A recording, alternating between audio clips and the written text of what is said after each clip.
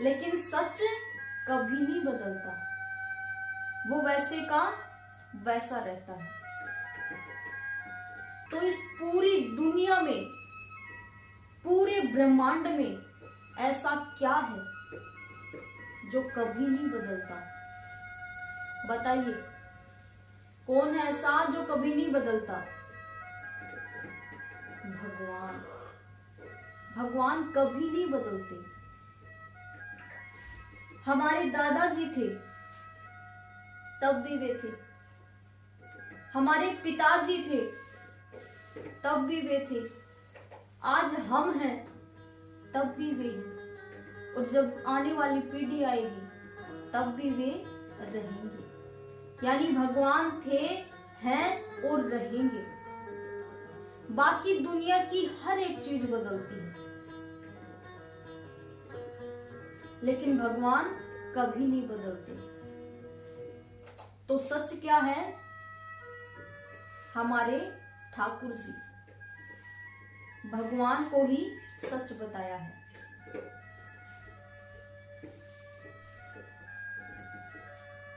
एक है चित। चित माने मन।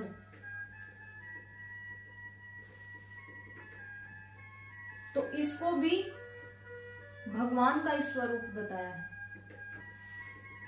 एक होता है आनंद।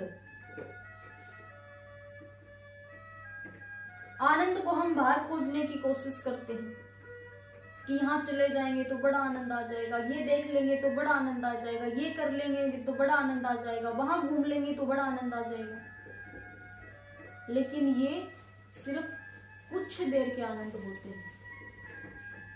तो सच्चा आनंद क्या है?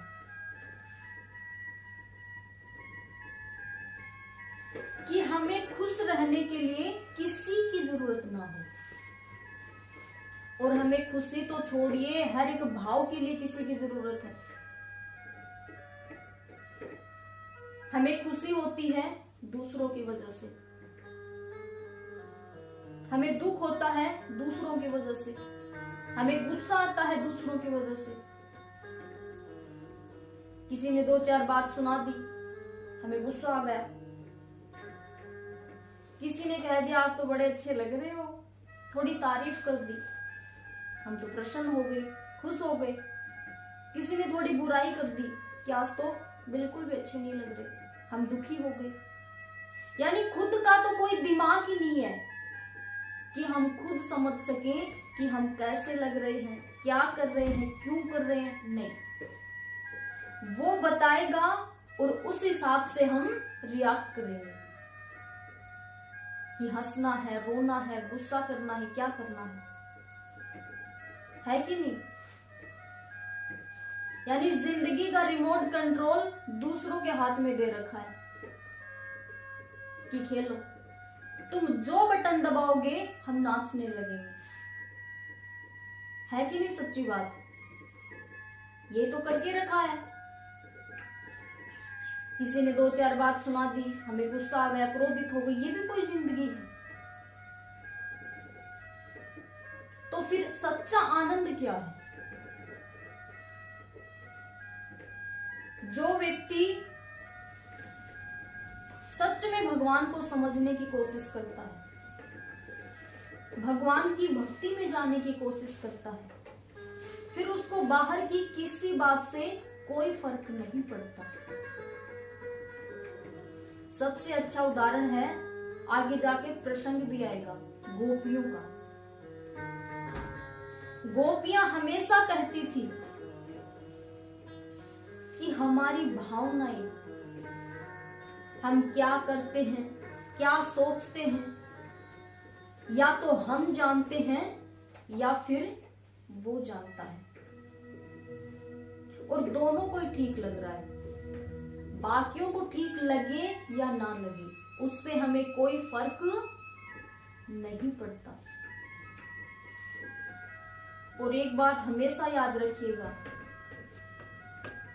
कि आपकी जो आत्मा है, ये दुनिया की सबसे बड़ी ताकत है। ये हर व्यक्ति को समझा देती है कि वो सही कर रहा है या गलत। हर किसी को आती है हर काम करते हुए, और खास करके जब कुछ गलत कर रहे हो। अंदर से एक आवाज आती है गलत है, लेकिन उस पे दुनिया की आवाजें आ जाती है। अरे क्या फर्क पड़ता है, सब करते हैं, आजकल चलता है, इतना किसको पता है। ये सब दुनिया की आवाजें हैं। लेकिन जो हल्की सी आवाज आती है अंदर से कि गलत है, वो आपकी आत्मा की आवाज है। तो उसको सुनो, फिर आपको किसी की जरूरत नहीं खुश रहने के लिए। आप अकेले भी खुश हैं। उस शक्ति को पहचानो। और देखिए, हम अपने आप को बड़ा कमजोर समझते हैं, लेकिन यकीन मानिए हमसे ज्यादा शक्तिशाली और कोई नहीं है, अगर हम इन शक्तियों को पहचानने लगे तो।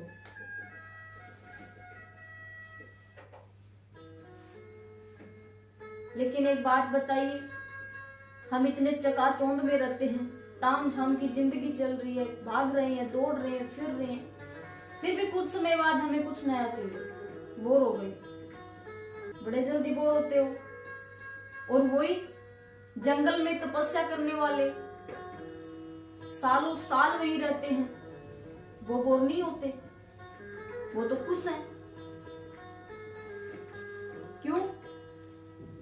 अब इसका मतलब ये नहीं कि आप भी जंगल में चले जाओ, वैराग्य ले लो तपस्या करने, नहीं। उन्होंने अपने अंदर के आनंद को पहचान लिया। आप तप यहां भी कर सकते हो। गृहस्थ में रहना भी कोई तप से कम नहीं होता। बहुत मेहनत करनी पड़ती है जीवन को चलाने के लिए, परिवार को चलाने के लिए, तो ये भी कोई तप से कम नहीं होता। लेकिन कहते हैं कि अगर दुख में भी सुखी रहने लग जाओ तो समझ जाओ कि भक्त बन गए। भक्त ऐसा ही होता है, उसको कोई दुखी नहीं कर सकता, वो अकेला भी मस्त है। तो उस शक्ति को पहचानिए, उस अंदर के आनंद को पहचानिए। उसको पहचानोगे तो भगवान को समझने का मौका मिलेगा, जीवन के आनंद को पहचानने का मौका मिलेगा, जीवन के सच को समझने का मौका मिलेगा। तो सत्य भी भगवान है, चित्त भी भगवान है, और आनंद भी भगवान है।